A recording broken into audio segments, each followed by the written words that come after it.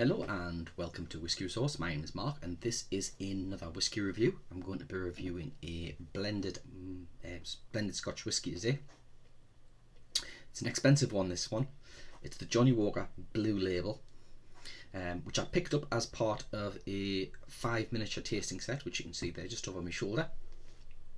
It comprises 5 blended Scotch whiskies, starting with the black, then the double black, the gold label, the platinum, the 18-year-old, and the Johnnie Walker Blue Label.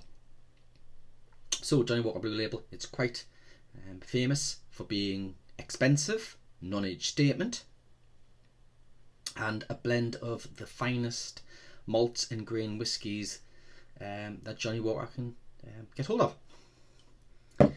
It retails for a staggering £141.30. It is chill filtered and it has added caramel colour to it. It has a value score of 69.34, and that is the lowest value score of any whiskies that I've so far reviewed on the channel, which just goes to show how expensive this whisky actually is. You don't get an awful lot of whisky attributes for the price.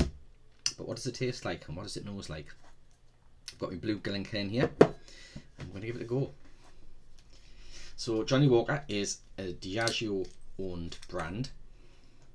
Now, just because this is a non-age statement whisky doesn't necessarily mean that it's young. This is going to have some quite old whiskies in there, as well as some relatively young ones. And they don't have an age statement for it because of batch consistency. Obviously they're trying to put out a product that is consistent across bottlings over the years, and the formula may change slightly, so the age statement could change with it. So non-age statement for that reason, I believe. But on the nose, I'm getting a tiny bit of peat from there because this is a lightly smoked, lightly peated whisky. You can pick up the grain in there, which is a bit disappointing because I would have thought this would be more malt heavy than grain. I would have thought the grain would be in there as just kind of a filler almost, to try and round it off with some other notes.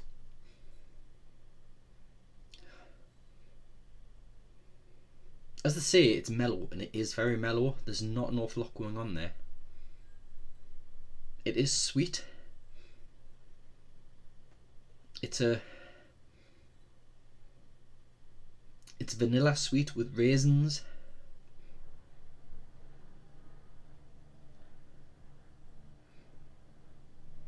It's a little floral as well.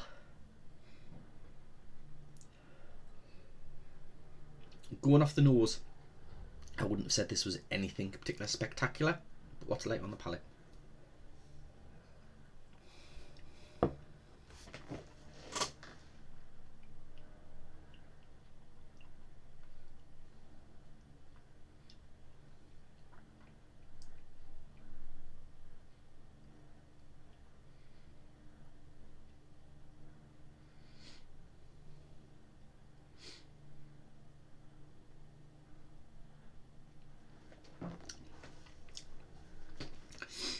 Okay, so I've got two thoughts about this whisky. The first one is that is very smooth, very easy drinking. It does change slightly as you move it around the palate. So it starts off sweet, vanilla, honey, tiny bit of floral there. There's a few fruits kicking around. It jumps around from being kind of a light dusting of berries, a little bit of orange, a little bit of caramel comes in, and then you get a bit of smoke, a tiny bit of peat as well, and then it gets bitter, and then it vanishes. So the palate isn't bad. It is drinkable. You can tell that there's some grain notes in there, a little bit of malt as well. My second thought is, it's not worth £140 for a bottle. And you can pick it up a little bit cheaper than that if you shop around. Quite often places like Costco will have it on special offers. I think the cheapest I've seen it in Costco was just over £100. Of course, they do variations of the blue, the Ghost and Rare, for example, which you can find prices exceeding £200. It isn't worth that.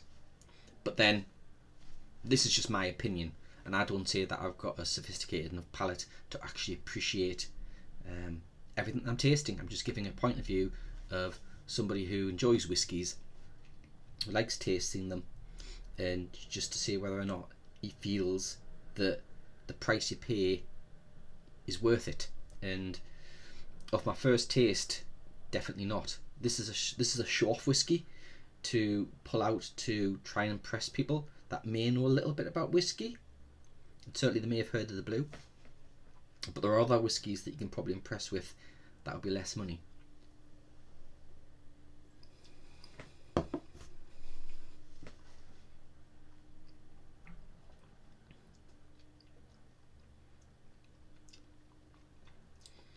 Now, the grain is, it's there, it's definitely there. That sweet note of the grain. And the smoke, and the peat, the sweet peat, it's very nicely balanced. It doesn't dominate, it doesn't show off too much. It's very enjoyable. But there's nothing else going on there. There's no peaks of particular fruits that would showcase this. There's no exotic flavours of, you know, that kind of thing coming through. It has that Johnnie Walker character running through it, which is part of that smoke that just nicely runs through. It would need time in the glass to open up without a shadow of a doubt, and it probably would need a drop of water as well, because there's some old malts in here. There's going to be old grains as well in here, and they need time to breathe.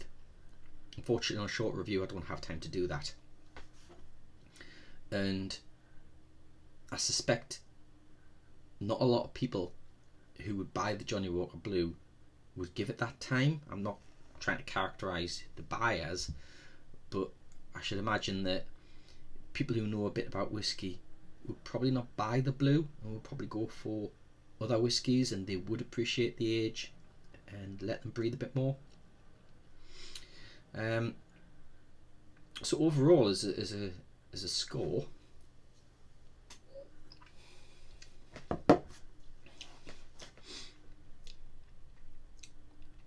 it's not a bad drink. It's quite happily one that I would sit and drink if that was priced at £25-30. Priced at £140. No, I'm sorry, not at all. But as I say, it needs time. So of course I've got quite a bit of the bottle left there, and I will be coming back to it, and I will be letting it breathe and open and adding water in and having a full appreciation of the whiskey. And if I feel that after that my score changes, I will update the details on the website, and I will adjust the score. But right now, factoring in the value score that I'm giving it, I've got to say Johnnie Walker Blue, it can't score any higher than an 81, unfortunately. There we go, that's Johnnie Walker Blue Label. Laters.